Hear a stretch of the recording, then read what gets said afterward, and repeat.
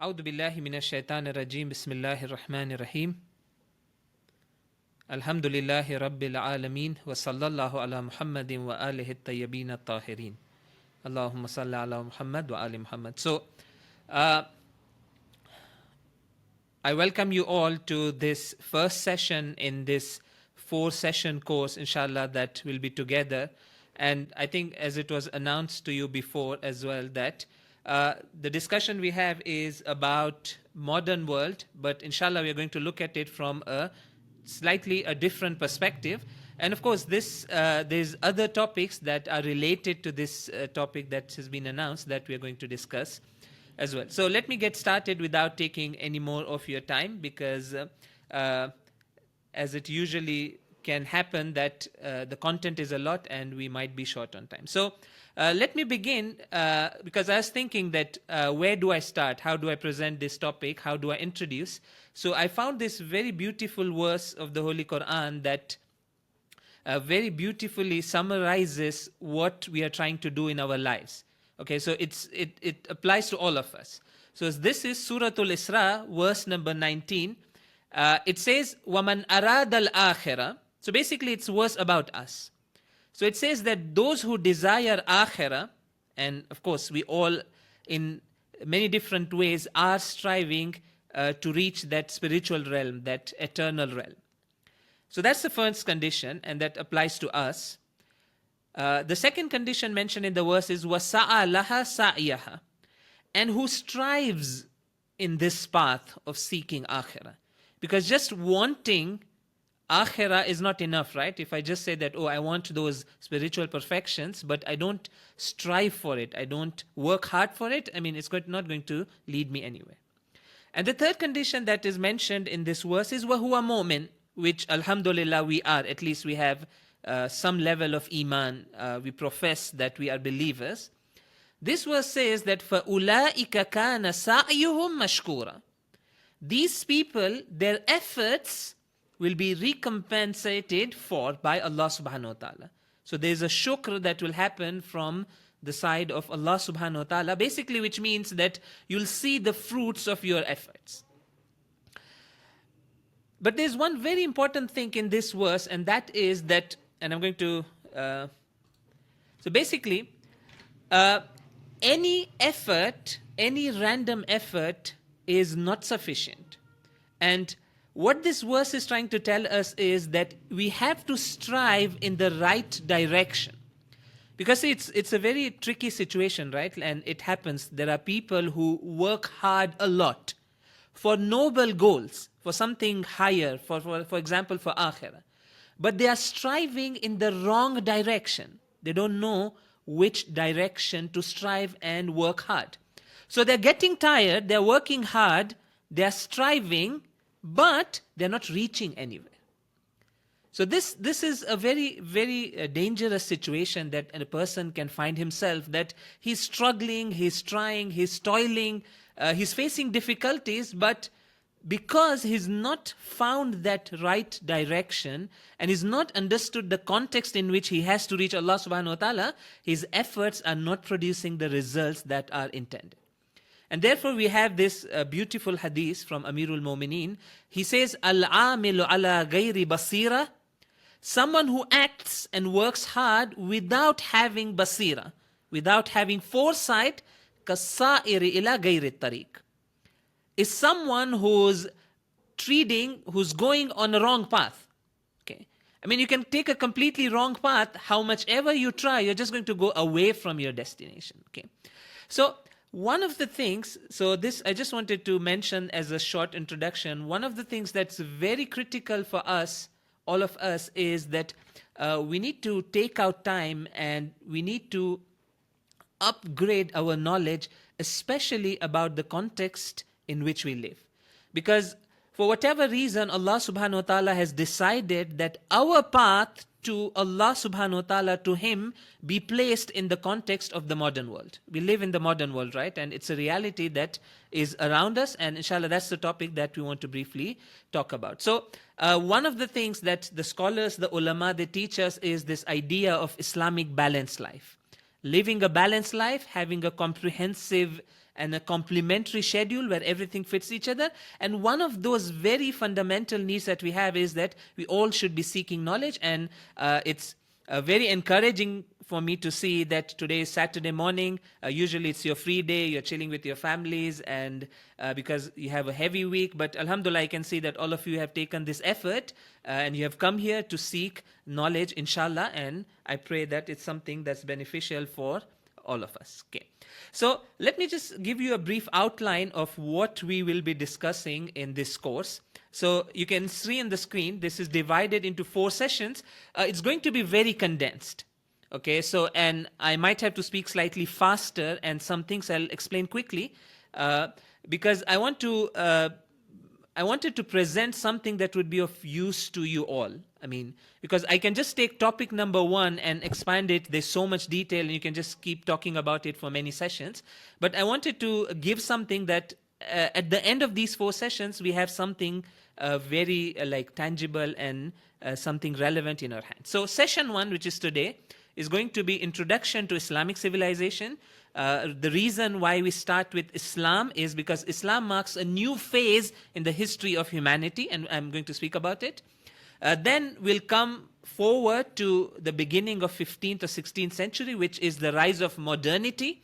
And if you can see, I've written, I don't know if you can read the screen, I've written, Wama adraka ma modernity. Okay. So basically, this, like, I mean, all of you know Suratul Qadr, right? Wama adraka ma Laylatul Qadr. And what would you know what Laylatul Qadr is? I'm using the same thing for modernity because it's something very complex. It affects all different aspects of our life, but yet people's understanding of this phenomenon called modernity is very basic, is very low. And that puts us in a very, very tricky situation whereby we are living in a world that we understand very little. And that can be very dangerous, right? Because imagine you're going at night somewhere and you can't see anything around yourself. I mean, it's very difficult to find your way in such a situation. Okay. Then in our 3rd session, inshallah, we're going to very, very briefly speak about Muslim responses to modernity. Okay. And that too only in last 150 years, because that's when the modern world becomes a dominant force at a global level. It starts at the beginning of 16th century, but it becomes a dominant force at the mid-19th century onwards. It's a very dominant force. And then you have different responses from Muslims, both in the East and the West. And it's important for us to see how Muslims responded, the correct responses and the incorrect responses. And then, inshallah, that will pave the way for us to discuss the 4th topic, which will be, inshallah, we'll very briefly speak about what does all this mean for us in the present. So all of you are living in Canada, which is one of the countries in the Western world, in the modern world, quite modern in everything that happens there. And what future lies ahead of Muslims, and what should we do? What's my duty? How do I figure out my path in this setting of modernity? Okay, so let's begin. So please help me with the loud salawat ala Muhammad wa ali Muhammad. Okay, so inshallah in today's session, and inshallah it won't be very long, but it's going to be slightly condensed in terms of the information that's going to be shared. So I'm going to say that please hold your breath and fasten your seatbelts. Inshallah, we're going to cruise, inshallah. So today's discussion is going to be about introduction to Islamic civilization. And the reason we are speaking about this topic is because our present and our future is connected to our past.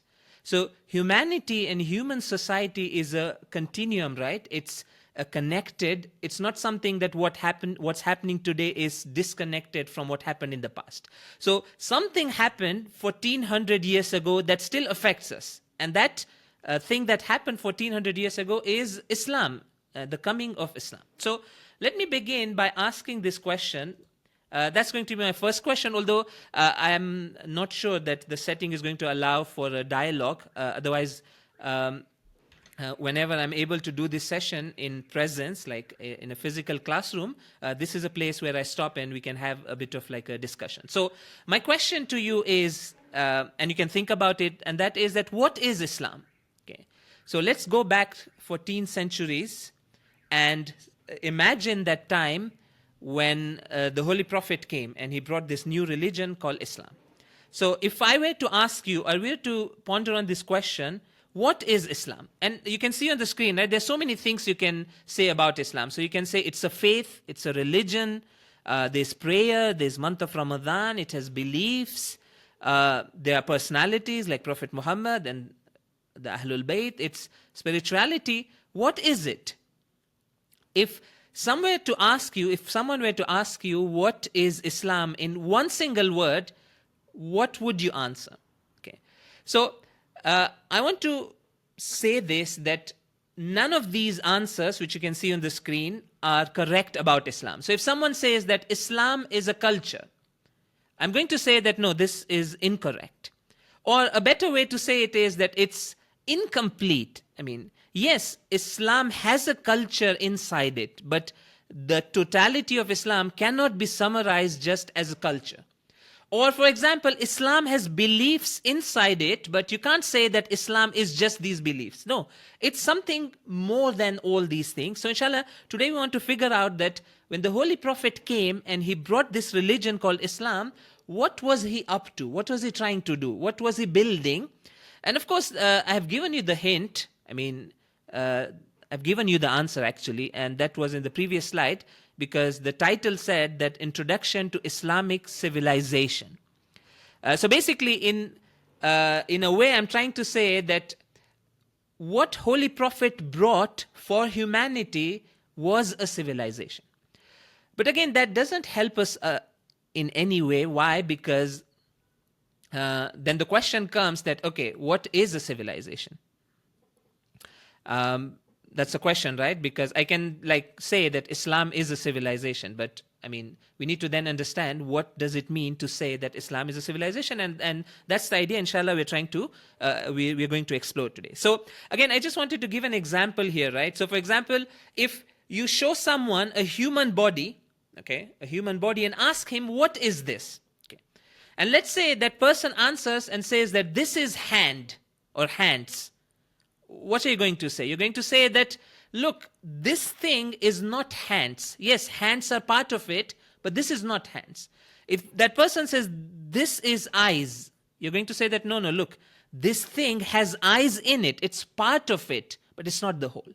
So I'm trying to say a similar thing about Islam. Islam has so many things inside it. I mean, you can see on the screen, right? I brought this different words to show Islam. It has philosophy, it has knowledge, it has, individual dimensions, it has learning in it. It's so many things inside. So these are parts of Islam, not the Islam in its entirety. So let's move on and see what Islam is. I'm just going to skip one slide for a reason I'll let you know later. Okay, so let's ask ourselves that when the Holy Prophet came, what was he trying to do? So let me build this step by step very quickly, and because this part I want to pass very quickly because this is something you all know. I'm just trying to put the information you have already into some kind of a systematic structure, and that's what I want to get to. So if you see, the first thing that the Holy Prophet did when he came was that he gathered a few people around himself and told them, "Qulu la ilaha illallah tuflihu." Say there is one God, you'll be successful. So he came with a world view. He came and told people that, look, the reality is that there's only one God, and therefore we have to worship him. Okay.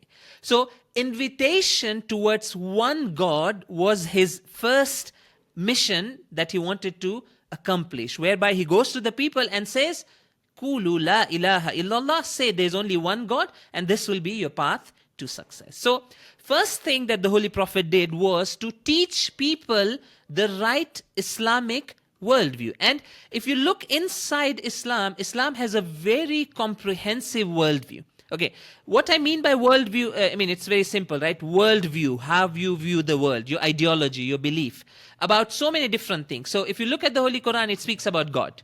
Extensively, it speaks about God, describing God. Who is he? What are his attributes? What's his relation with his creation? And so many other things. If you look at the Quran, it extensively talks about metaphysical realities, creation of the heavens and the earth, creation of angels, the different realms that exist. It talks in a lot of detail about human beings. I mean, if you see, it's different places is describing human beings. In one place it says, Kanal insanu jahula, for example. So it comes and says that, okay, human being was created in state of ignorance. Okay, and so many other things. I'm not trying to describe the Islamic worldview for you right now. I mean, that would take like so much time, right? And you've studied parts of it in Aqaid and in different places. What I'm just trying to say is that Islam has a very detailed worldview. So just to take a challenging topic, Islam has its view about reality of women, okay, in terms of their humanity, how they are, in terms of their purpose in family, how they are, in terms of their role in society, how they are. So Islam is going to come and extensively describe role of a woman in any society. Okay, so this is another example, and you can just go on. Islam has a view about the other religions. It looks at Christianity in a certain way, Judaism in a certain way, other polytheistic religion in a certain way. If you open Islam, it has a very extensive worldview. So the Holy Prophet was teaching people this worldview. Okay, so this is one thing that he was after.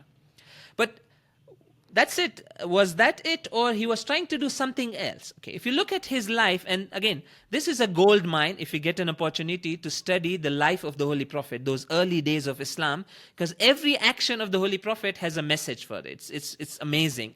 And what's interesting is that Muslims have preserved the early history with a relative amount of detail. There's a lot of detail to that history. But he was trying to do something more. The second thing that the Holy Prophet was trying to do and cause an impact in the society was that he wanted to change people's values and morals, right? I mean, so on one side, he wanted to give them the right worldview, that's their intellectual dimension, where we think, we ponder, and we come to the right conclusions. But in addition to that, he wants to change people's hearts and their inclinations and their values and their morals. Okay, so what I mean by values and morals is things that are important or unimportant for the people. Something that deeply affect our priorities and our actions. So basically, I think this is something very important. I think we can discuss a lot about this, that human beings, we as human beings, and again, it's irrespective of the gender, men and women, children, everybody, we are emotional beings. We are driven by love and hate. I mean, those very two powerful emotions. Okay, Hub and Bogd. And our priorities and our actions are deeply affected by our value system, what I consider important, truly important. Because sometimes I might profess something, I might say through my tongue that, okay, this is my value. But maybe deep down in my heart, it's not yet become a value for me. I don't give it importance truly in my practical life. So another thing that the Holy Prophet tried to do with that society in Makkah was to teach them the right values. So basically, he was trying to do their tarbiyah. He was trying to fine-tune their emotions. And therefore, when you look at Islam, and when I say Islam, it's the contents of Islam, right? I mean, the Quran and the Hadith, you see that Islam has a very detailed and comprehensive value system. I'm just going to give some example. So the Holy Prophet came, he emphasized on social justice. He emphasized on spirituality and taqwa. Then he categorize some things as negative value. So for example, he came and said that, look, haram dunya is a negative value. Okay, don't go near it. Okay, anything that's haram. So all those different things, from alcohol to gambling to other things, he told people and he trained them in a way that they started hating these things. Not just intellectually understanding, but even emotionally being in touch with these realities. Again, the list is long. I'm just giving examples. So, but this didn't mean that we have to forsake dunya. No. The Holy Prophet attached a lot of positive value to halal pleasures of dunya. I mean, the benefits that we have, the pleasures of the dunya that are halal, that's fine. And for example, just to give a very simple, specific, tangible example, for example, in Islamic value system, gender segregation is a positive value, based on our worldview, our ideology. And as you can see, for example, in the session that you're attending, you have some arrangement for gender segregation. Why? Because it's a positive value for us. I'm giving these examples because I want to compare this later in my second session with the values of the modern world, which can be very different from our Islamic values. Bottom line is that Islam tries to strike a careful balance between spiritual values and halal material values. So If someone were to ask you, what is Islam's value system? This is one-line answer. You say that Islam's value system balances between spiritual values and halal material values. Neither does it tell you that only spirituality, leave the dunya, nor it says that go after dunya, be it halal or haram. I mean, there has to be that balance. Okay. I think these things you all know, and maybe probably is not something very new. But I want to go one step further and say that the Holy Prophet did even something more, right? He didn't stop at this. So he taught people the right worldview. He inculcated the right values in them, but he did something more. And what did he do? He did many things when he went to Medina. So I'm just going to show you a list. He set up a government when he reached Medina. He came with laws to run the society, the Sharia. He set a system of delivering justice. So the Holy Prophet himself would be the judge, and those people assigned by him would run courts of justice where people would come and present their cases, and then they would be just judged on based on Islamic Sharia. He set up a very elaborate system of education, and this is something very interesting. And as was mentioned in the beginning, that one of the things that this course is going to have is that it's going to have some compulsory reading. I'm sorry, it's too late. If you already signed up for this, I mean, probably you didn't know, but I mean, like you're stuck kind of. So basically after session 1, we are going to have a gap, right? Because it's Arba'in and some of you may be traveling. So what I'm going to do is that I'm going to send it's a booklet around 50 pages that's going to be part of mandatory reading, like everyone has to read. What's that going to be? Inshallah, I'll announce at the end. But I'm also going to be sending some things for supplementary reading. I mean, so basically, the supplementary reading is mustahab. That first one which I mentioned is wajib. So the first one is wajib. The second, I'm going to send a lot of things which are going to be mustahab, and mustahab you do how much ever you can. So I found a really nice article written by one of the professors in one of the Indonesian universities, where he's gone in the Islamic history and he's tried to describe the system of education that the Holy Prophet set up in Medina through the mosques. It's very interesting, these historical details. It just gives us an insight that Holy Prophet was doing a lot of things.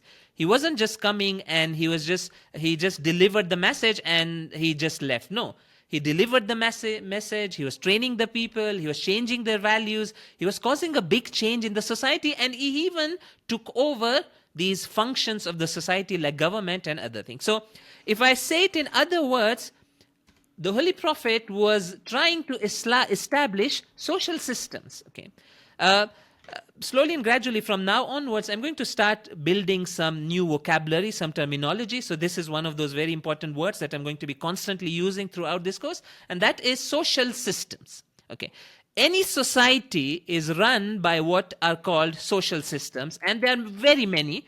Just to give you some example, every society has a political system, every society has a system of education, every society has a system to deliver justice, that's the judiciary, the courts and everything. Every society has a economy, right? It has an economic system, doesn't matter. Yes, the complexity changes. At the time of the Holy Prophet, the society wasn't as complex as it is right now, but at that time also they had all of these things. I mean, the society in Medina had a political system, it had a system of education, judiciary, economic system, and many other systems. I'm not enumerating all of them, I'm just giving a few examples. So if I list the tasks and the things that the Holy Prophet was doing, so he was basically, so far he was doing 3 things. He was teaching people the worldview, he was building their values, and he was implementing Islamic social systems in the society. Okay, so he being the head of the government, and of course we know, right, that this continued, or this was supposed to continue after the Holy Prophet, and Amirul Mu'mineen was supposed to be the Islamic political leader. This is something we know. So this is the third thing that the Holy Prophet was doing. And then what happened was that when all of this happened, okay, there's one thing I want to mention before I move to the fourth thing that he did, and that is that this is something important to note, and that is that social systems are heavily based on worldview and especially values. Okay, so I'm going to show you a diagram at the end, but this is what I'm trying to get to. So I'm saying that worldview lies at the core, Based on your worldview, you build your values, and based on your values, your social systems are built. Okay, so if whenever you have a question regarding any social system and you ask that why is, for example, capitalism, which is today's economic system, why does capitalism look like this? Why are certain things done in this certain way? You have to trace the answer back to their values and their worldview. That's how it is. Okay. Because these social systems are not built in vacuum. It's not that they are sent down from the sky and people just implement it. No, they are built by us, the human beings. And how do we build social systems? Based on our value system. Okay. Just to give a very simple example. So in Islam, one of the values is that Islam says, one of the economic values in Islam is that there must be fair distribution of wealth. Okay. That's one of the Islamic values, right? There are many verses in the Quran that tell us that fair distribution of wealth is good and concentration of wealth in the hands of a few rich is bad. Again, you can see, right? Good and bad. So whenever you see these words, good and bad, you automatically know that it's speaking about values. It's saying that this is undesirable. This shouldn't be there. This we dislike. So Islam dislikes concentration of wealth in hands of few people, which happens today, right? I'm sure that you know, or probably you should know that, for example, one of the countries where you have very big gap between rich and poor is, for example, United States. It's the richest country in the world, but it's one of the places where you have a massive, huge, crazy gap between how much the rich people earn and how much the poor people earn. Islam says, I don't like this. Okay. So now, we ask Islam, okay, you don't like this, so what are you going to do about it? You're just going to tell people, I don't like it, and that's it? No, Islam says that when this is one of my values, I'm going to implement it in my social system.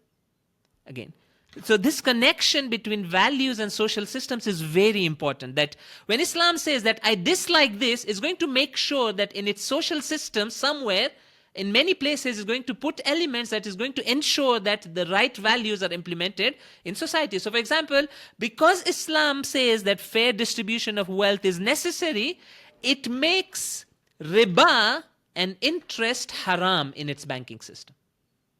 Okay, and this has a long story that, okay, this is not my topic right now, but this would be an interesting thing to explore that why Islam says that banking system should be free of riba, interest. And what connection that has to fair distribution of wealth? There's, a lot written about this topic. Maybe I'll share one or two articles about this. That one of the reasons why Islam says that, look, in your banking, in your transactions, no riba, no interest. Why? Because this ensures that the rich don't get rich, like in a very unnatural fashion, and everyone gets equal opportunity. Again, this was just an example. I don't want to explain it fully, the full example. So this point, I think, in my opinion, is very important, that social systems are built on value systems or based on value. Okay. Let's go back to our story of Islam. So basically, just so that we don't lose track of what we are discussing. So basically, I'm trying to narrate to you the story of the Holy Prophet. What was he doing in those 23 years? So he did three things. He brought a new worldview. He taught people a new value system.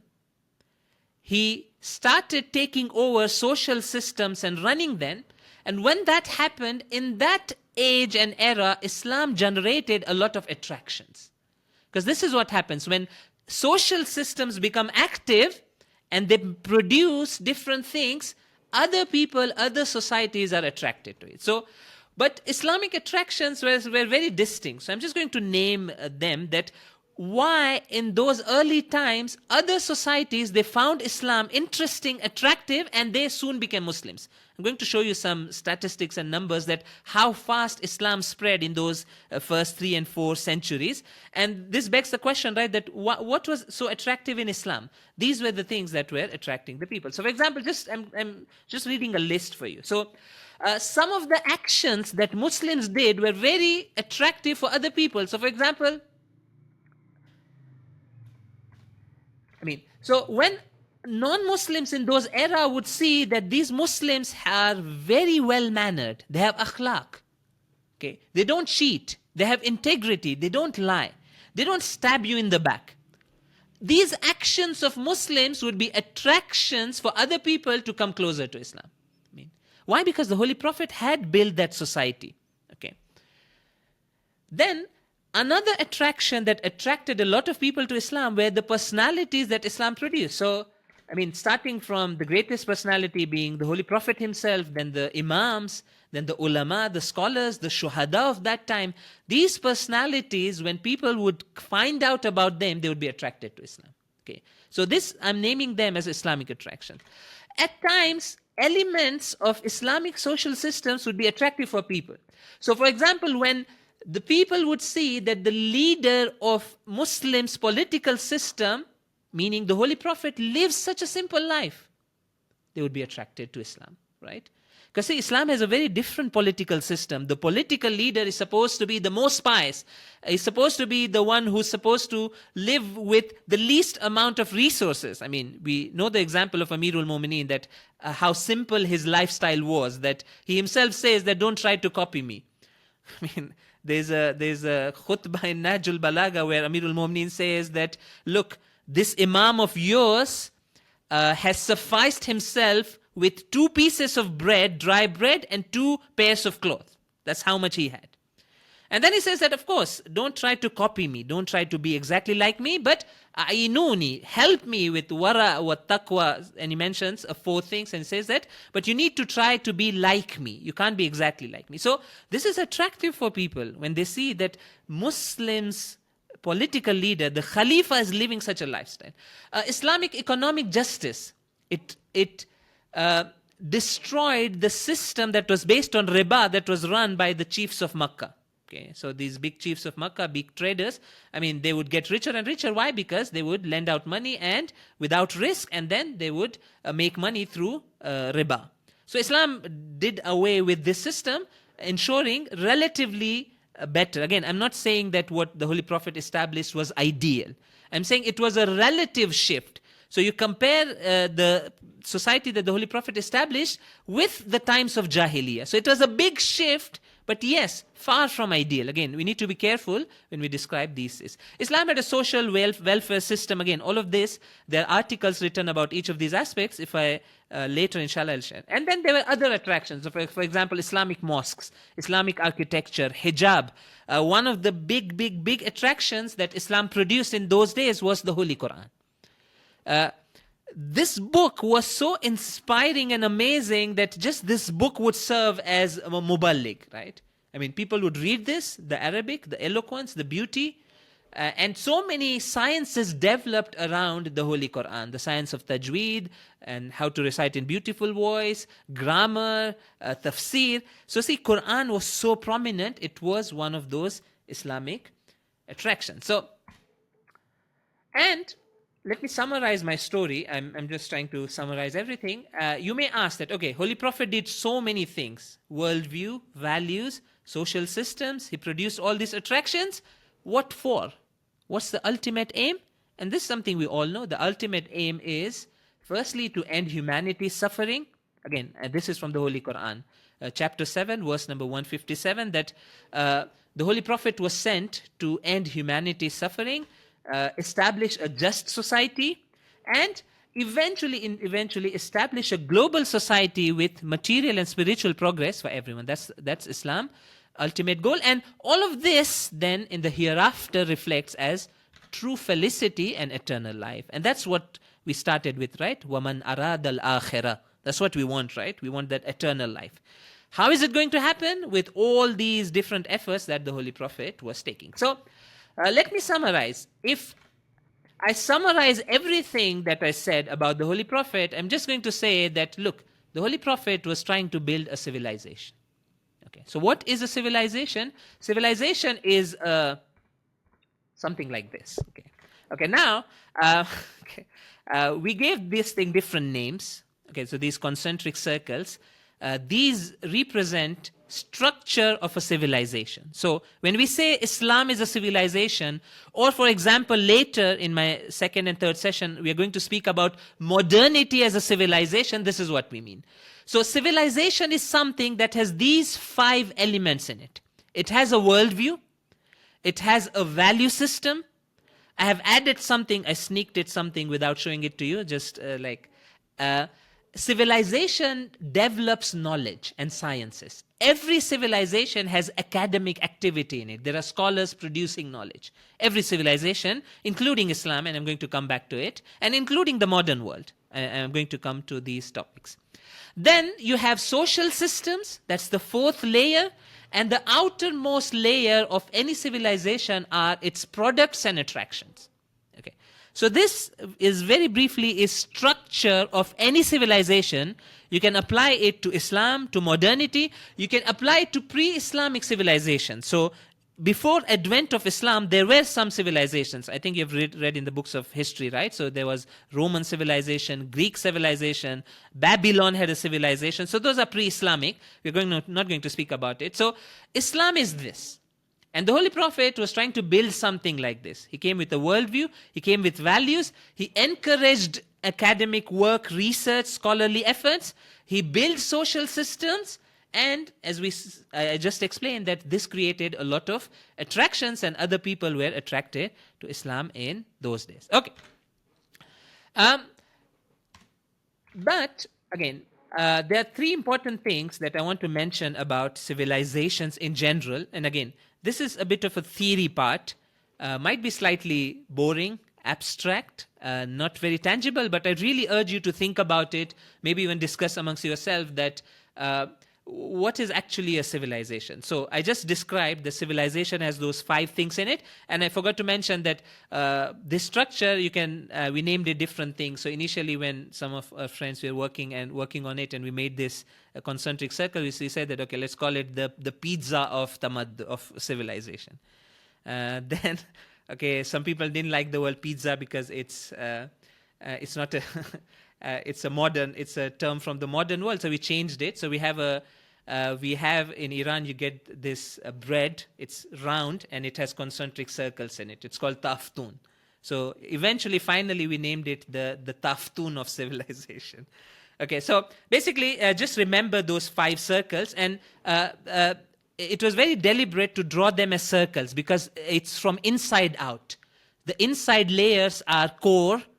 They are hidden, they are soft, and it's easy to understand, right? Worldview is something very hidden, soft. You look at a person, you don't know what his worldview is. You look at a society, you don't know what they're thinking, what their values are. So these 2 layers, worldview and values, are very soft, hidden, and they impact the outer layer. So this structure has a meaning. It's from inside out. These 5 layers are interconnected. Okay.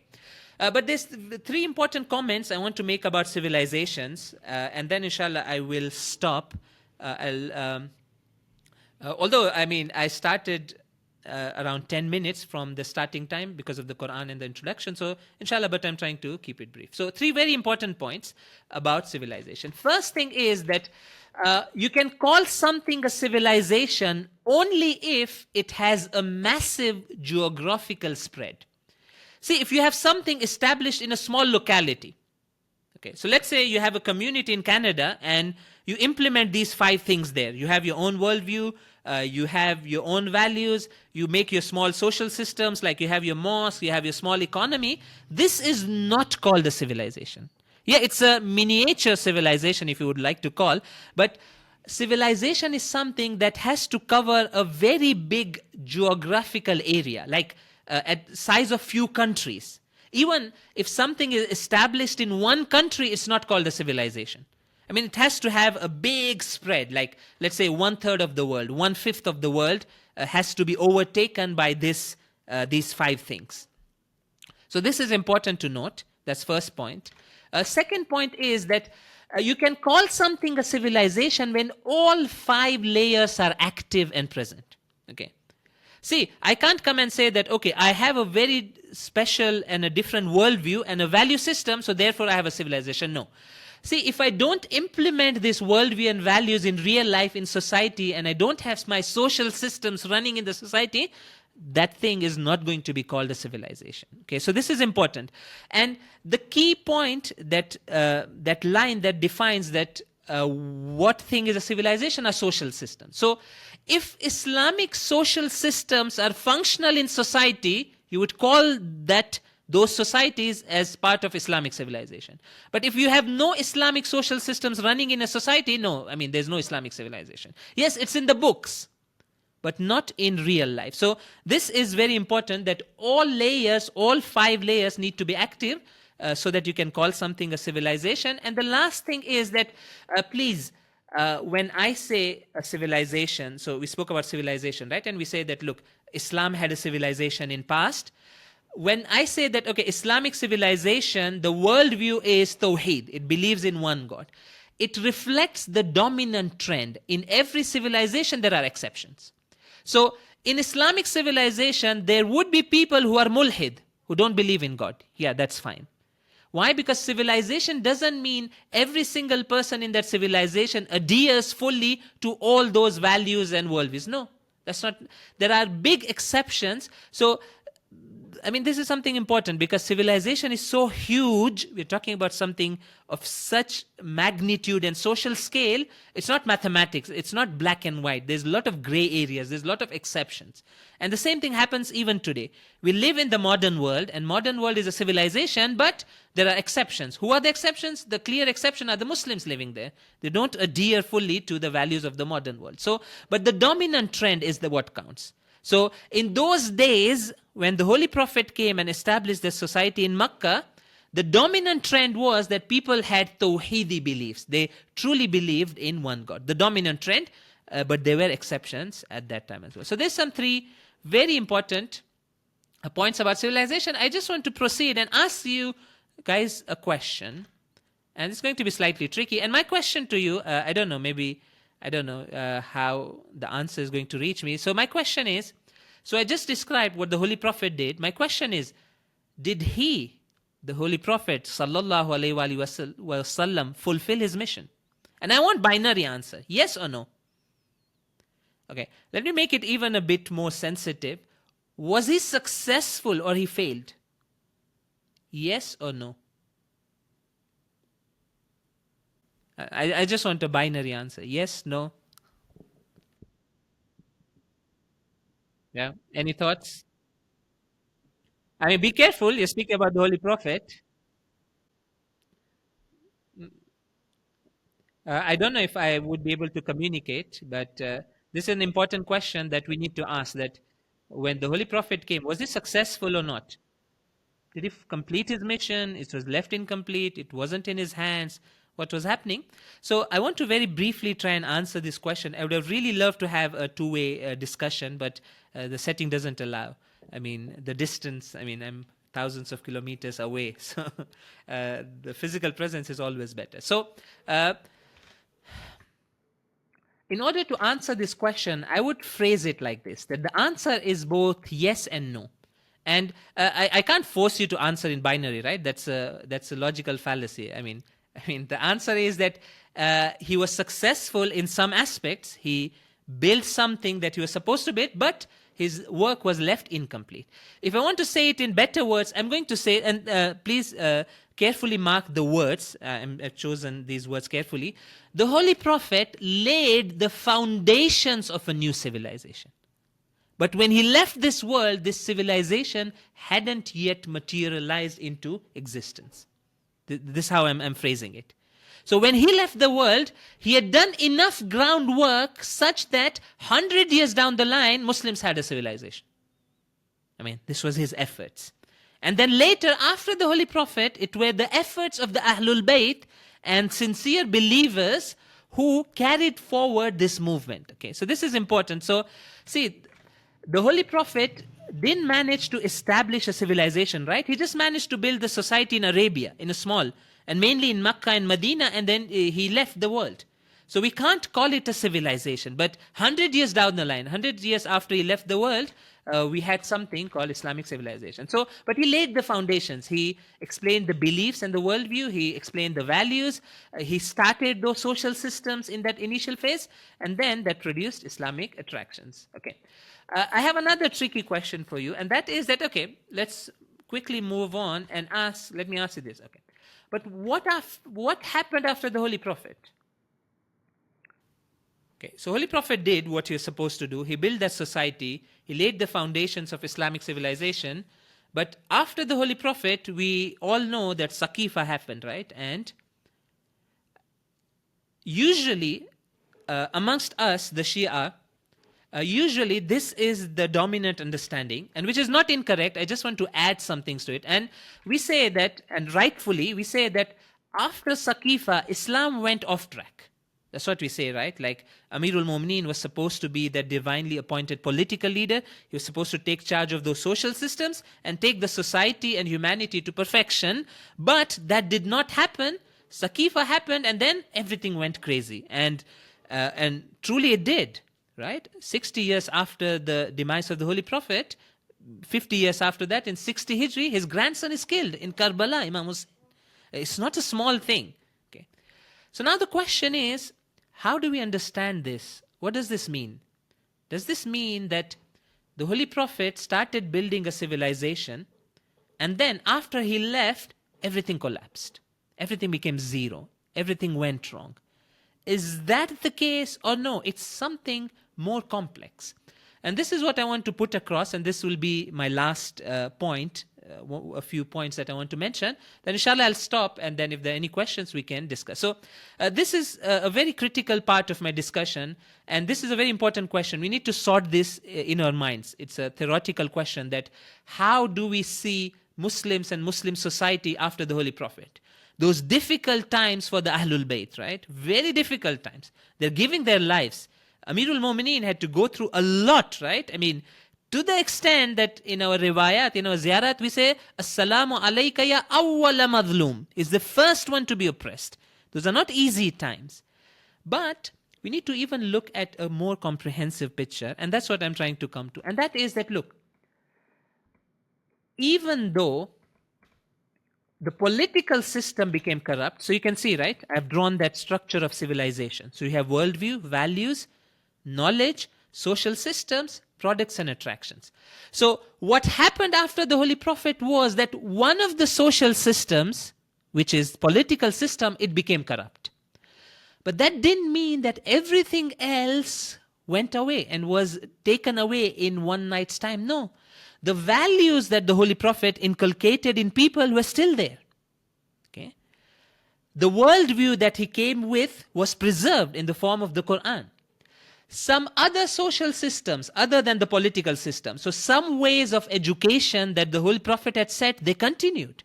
See, these people who came to power in place of Amirul Mu'mineen, they were not people who could change everything that the Holy Prophet had established. It wasn't possible. The Muslim society wouldn't allow. For example, it wouldn't make sense for them to come and tell people that now you're not allowed to read Quran. No education, no Quran. No, people won't accept that. So this is a critical point that yes, political system became corrupt. It went in the wrong hands. But other things were there and they're functioning. And here you understand the role of the Ahlul Bayt. And this is something we need to explore. So what was the role of the Imams after the Holy Prophet and after Saqifa, after things went wrong? And again, I'm not trying to diminish the gravity of what happened in Saqifa. I'm not. It's very big. It's something that I can say that all the calamities Muslims faced, the root goes back to that event. Okay, but we need to even see other sides. Civilization, society is very complex. Okay, so what were the Ahlul Bayt trying to do? I've written it that the Ahlul Bayt, after the Holy Prophet, they were trying to strengthen Islam in each layer whenever they got an opportunity, especially those 3 soft layers. Okay, I'm using the word soft.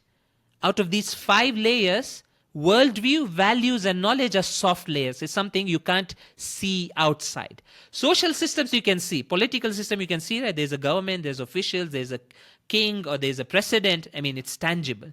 But before social systems, knowledge, worldview, values are those soft elements.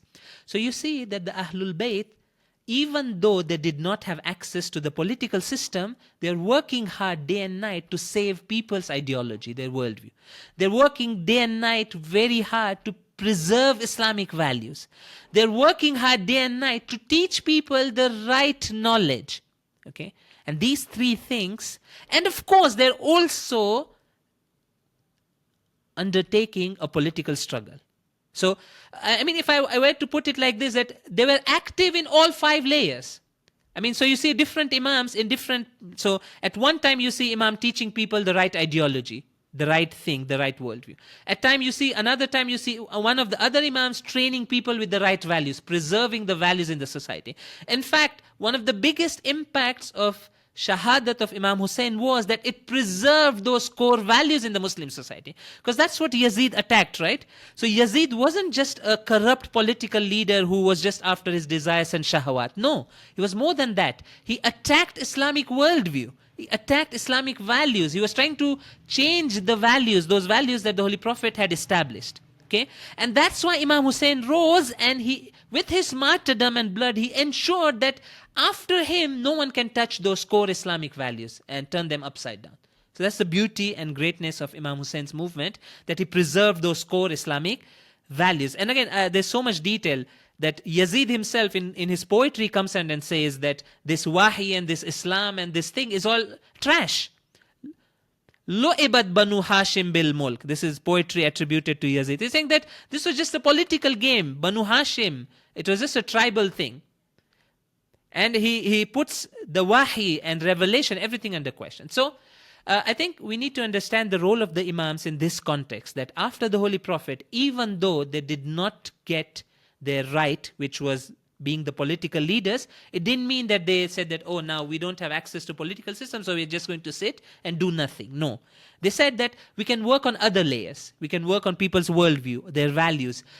From the time of Imam al-Sadiq and before that even Imam al-Baqir, they started teaching people the right knowledge, the third layer of civilization. And therefore, we can say that imams of the Ahlul Bayt had a very prominent role in building and sustaining Islamic civilization. They played a very, very important role in keeping that spirit alive. And there's a book written about it.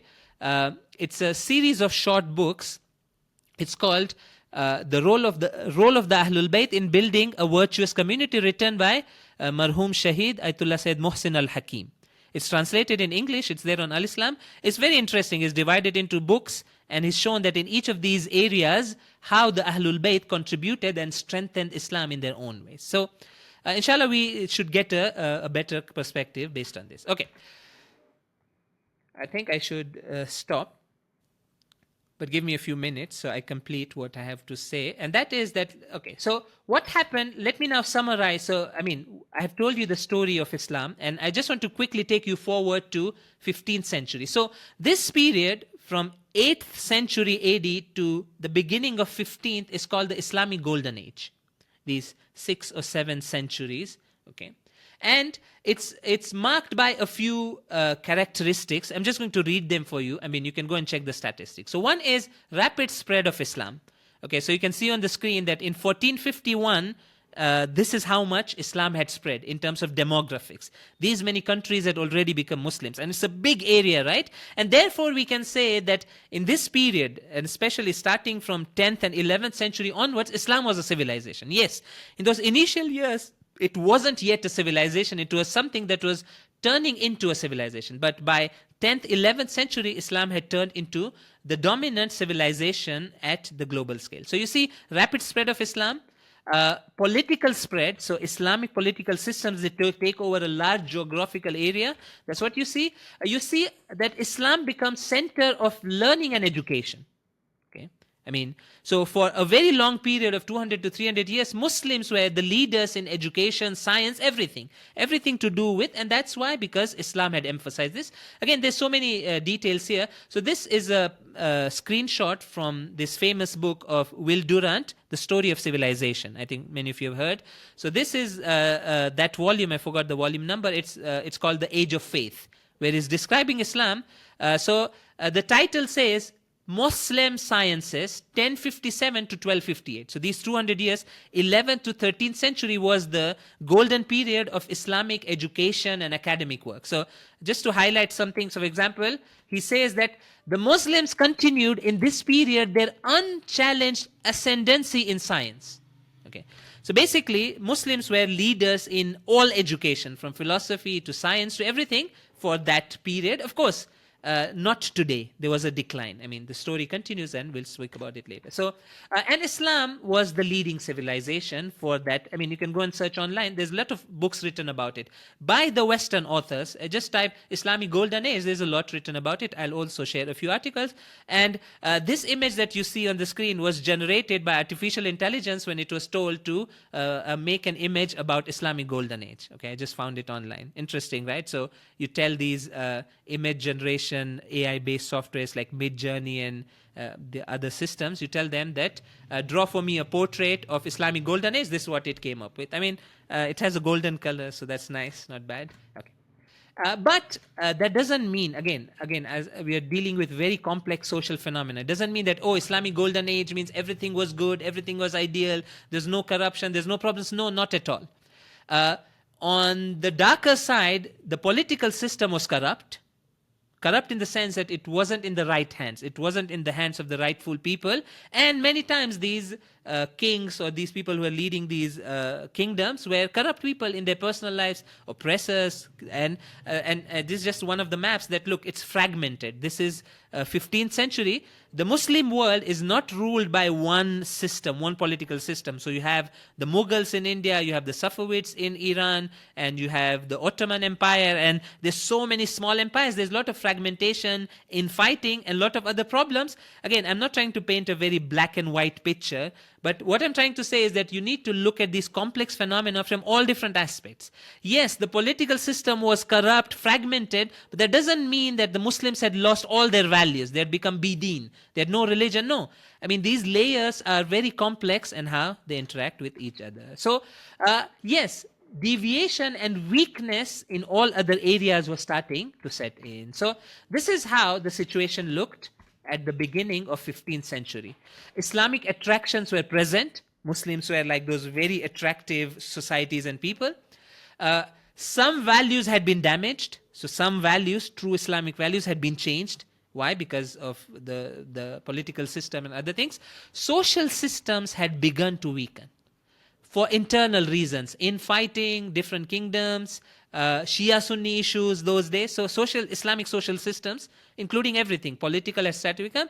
Yes, but the main elements of worldview were intact. The worldview of Muslims wasn't touched. It wasn't the case that 15th century Muslims were becoming non-Muslims. No, their worldview was fine. The core worldview, again, I mean, I'm not saying their worldview was intact means that they had the complete and the correct aqaid. No, the core elements, belief in God, belief in the hereafter, belief in the Holy Prophet, those core elements were still intact. And you come to 15th century and boom.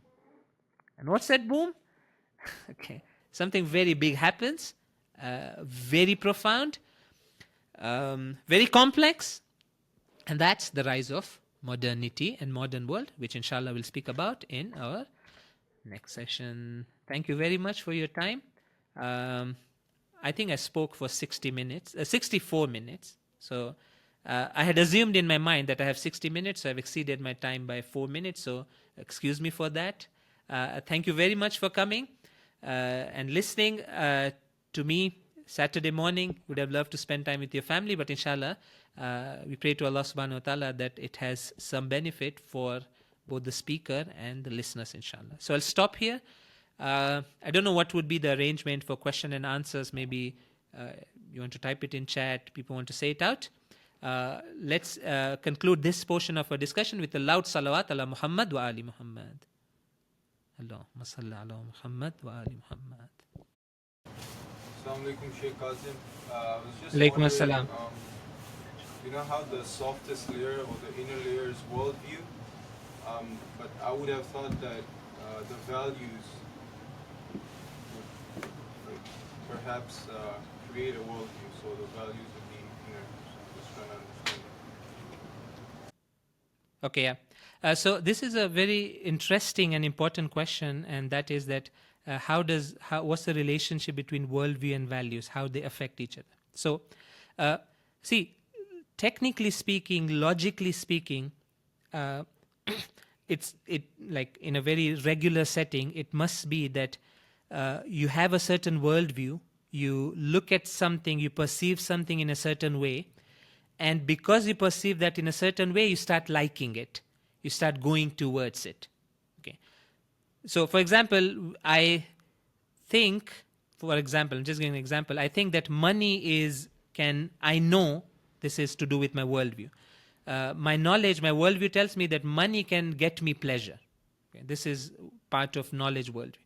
When I know this, based on this, I start getting attracted to money, for example. So, in a regular sense, worldview is supposed to build the values. When you perceive something, you start liking it. But human being is very complex. The other way around can also happen. So there can be places where first your value changes. You start liking something based on your natural inclinations. That's how we are created. We're created with love of so many things, right? Love for food, other desires. So at times, without even thinking, I start liking something, and because I like something, I go and update my worldview to match my liking, the other way around. Okay. So basically, if I summarize my answer, I would say that these inner layers, worldview and values, they both affect each other. They have a complementary relationship. It's a two-way relationship. Worldview affects values, and values can also have a back impact on worldview. Yeah, but in a logical sense, like technically, if I was asked to logically build my personality, I should first start with worldview. I should understand the reality, and then based on that, I should build my likings and dislikings. But in real life, it works both ways. So that's a good observation. And let me just generalize that. Not only these two soft layers, all these 5 layers, they have a back and forth impact between them. They have a complementary, there's a two-way. So between these 5 layers, you can draw two-way arrows. They impact each other. But yeah, the natural direction is from inside to out. You have worldview, then you build values. Based on your values, you develop your sciences and knowledge. Based on your knowledge, you build a social system. And based on your social system, you have attractions. That's the regular process. Yeah. I don't want to prolong my answer too much, yeah. So my question is, if you had said that civilization had just 4 layers, the worldview, the values, the social systems, and the products, I would have thought that picture makes sense. I wouldn't have recognized that there was a 5th layer missing, which was the science and the knowledge. Even right now, maybe because you didn't explain that one so much, it's still not so clear to me how that one is required for being a civilization. But my question is, if I had just known those 4, I wouldn't have known there was a 5th one missing. But now that I know these 5, how do I know that there isn't also a 6th layer missing that we don't know about? So how do we know that this 5-layer structure is the authoritative definition of civilization and completely comprehensive, and there's nothing else missing? Yeah. Okay. So this is a very interesting question. It's I don't want to say it, but it's kind of a circular question because see, when we speak about civilization, before we try to uncover its structure, we very briefly know that when we say civilization, we are talking about the biggest human social unit. I mean, I don't want to be very abstract and sound strange, but civilization in very if in a very vague sense is what it's like the biggest single unit that human activity produces at a social scale.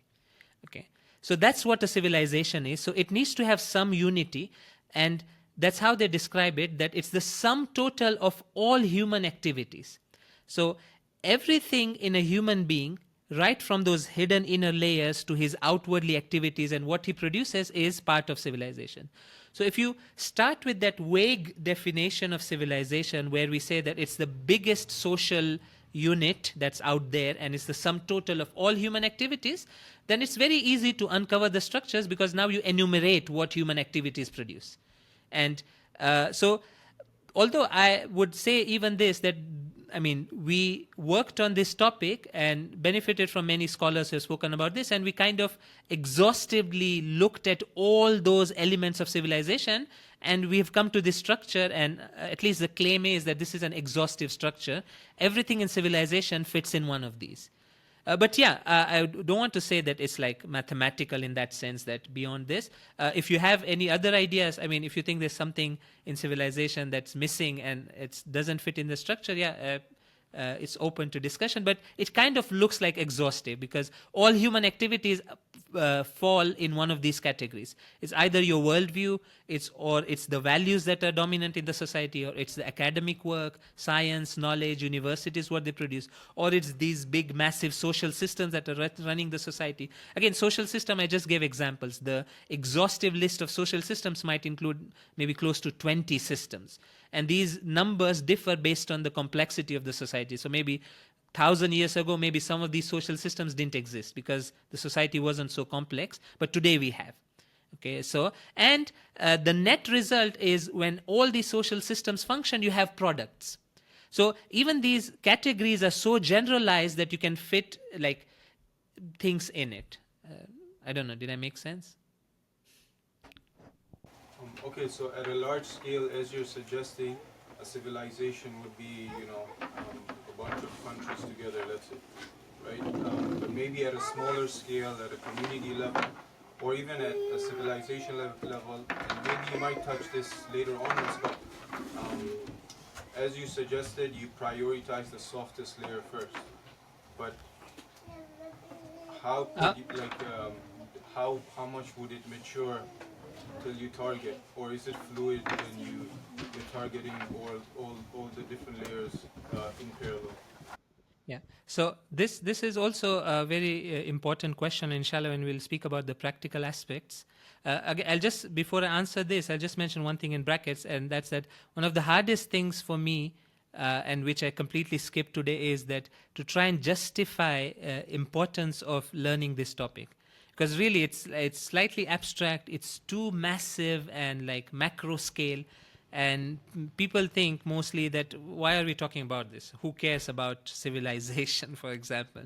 So I really find it hard to justify to my audience that no, I'm not saying we want to become experts in civilization, but basic information about these things I personally feel is really important, and I would have like spent like good 15-20 minutes trying to justify that why should we study these topics. But I trust you guys have come, so inshallah that shouldn't be a problem.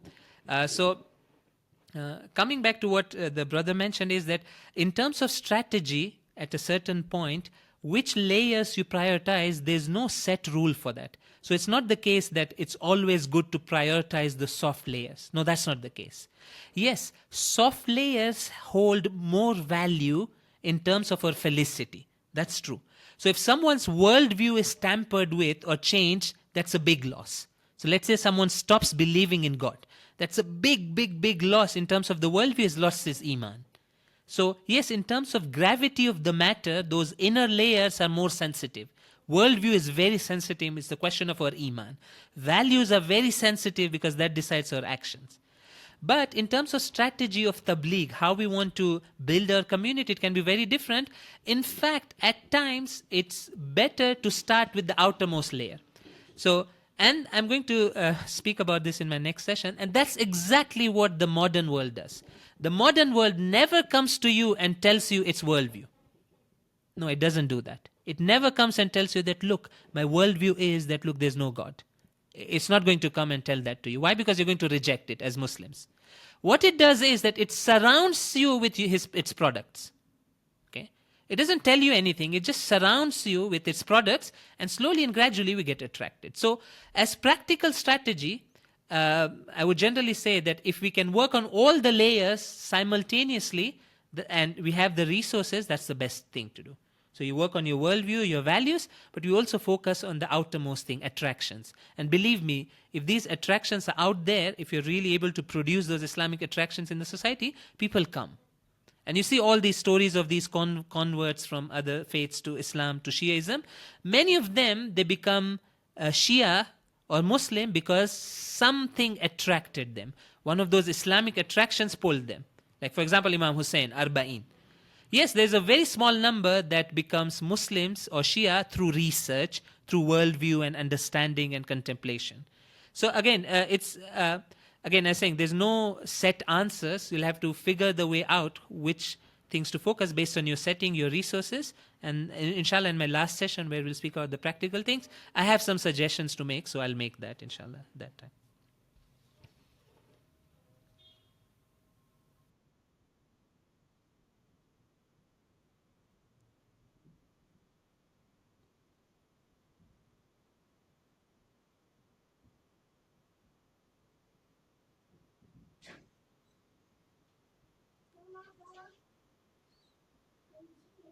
class now.